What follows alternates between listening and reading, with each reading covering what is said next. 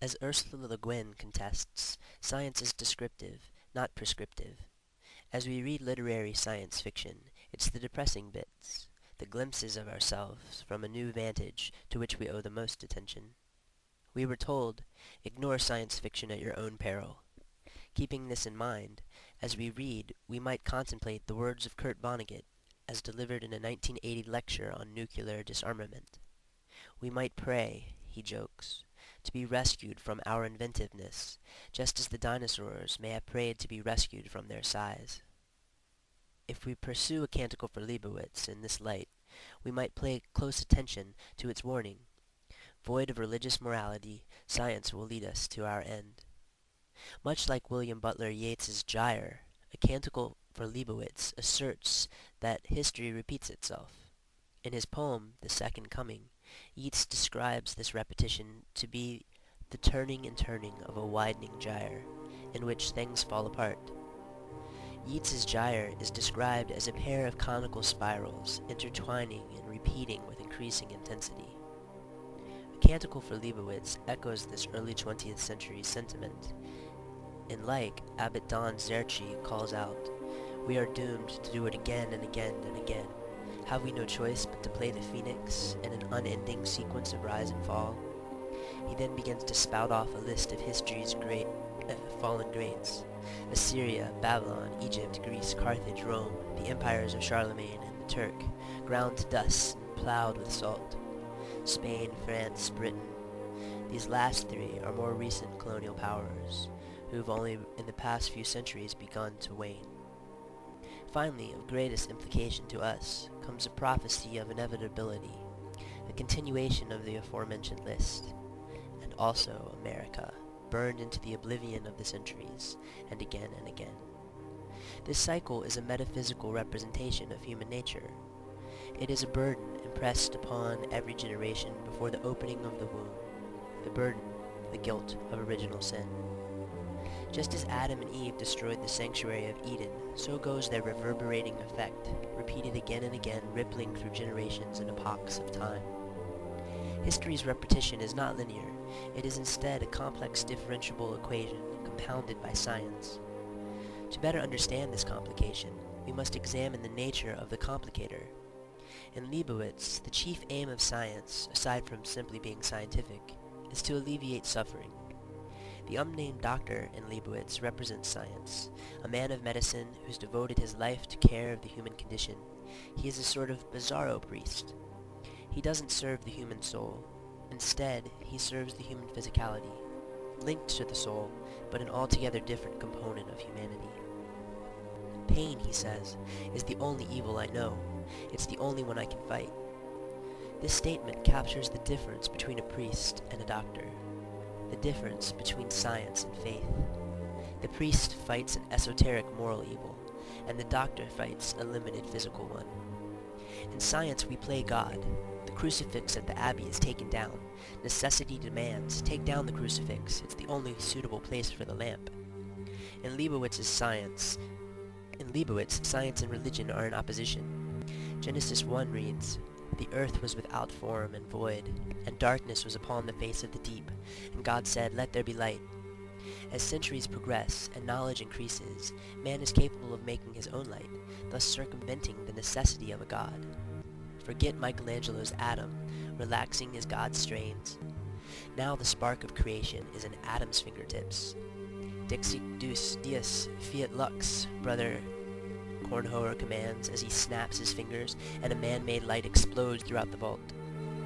If electric light, an advanced form of fire, the most primal of technologies, is an affront, entertain the actuality of the hydrogen bomb.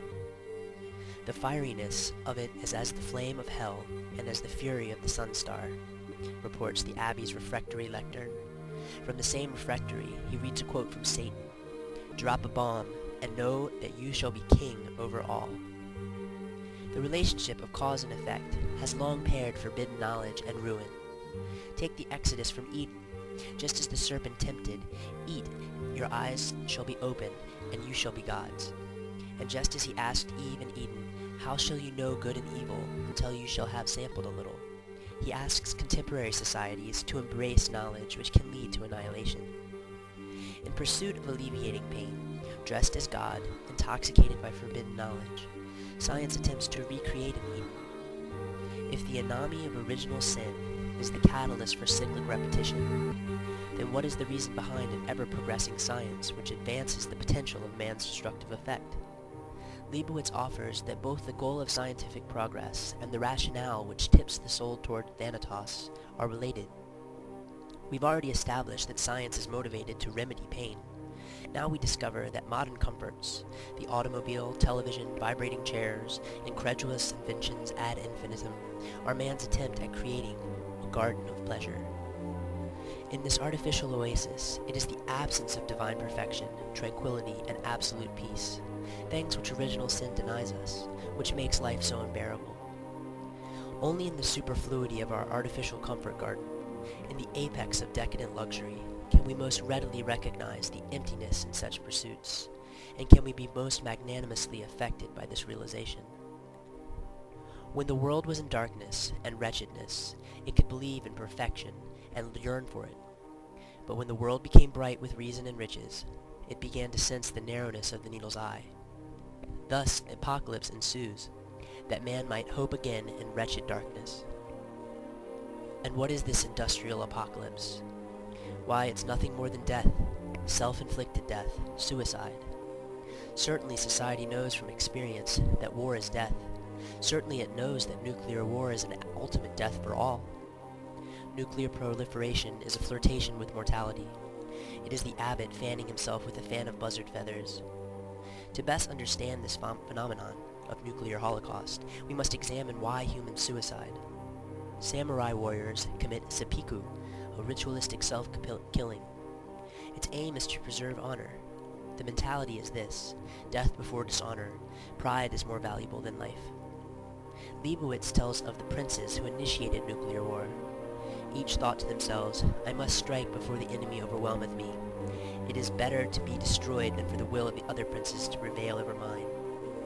When the samurai chooses death, he eliminates only himself. But when the nuclear power chooses to pursue honor above life, we all die. In this understanding, supporting nuclear proliferation is courting death. Standing idly by is to embrace complicity. When we allow for arms buildups, we suicide. In the end of the novel, the woman with the child resolves to end her life. She and her daughter are fatally ill. Nuclear fallout has irradiated their organs, and in the face of a slow, painful death, they seek relief. Science tells them to alleviate their suffering, to end the pain, but the priest prescribes an alternative. By the authority of Almighty God, the priest commands, do not offer your life in sacrifice to a false god of expedient mercy. The priest's conviction is to endure, to preserve life, to not be an accomplice. Do not be an accomplice, he compels. This statement is provoking. If a fatally poisoned woman can be a post facto accomplice, surely we, the pre-war audience, the only ones capable of manifesting this fiction to life, bear some responsibility. When we seek to alleviate physical pain, disappointment, or the pain of injured pride by arming, by puffing up our chests, by seeking ultimate weapons of apocalypse, so that if it came to it, we might bleat a final cry, if it can't be my way, it won't be at all. When we do this, we embrace the most vile incarnation of moral decrepitude, the ultimate selfishness.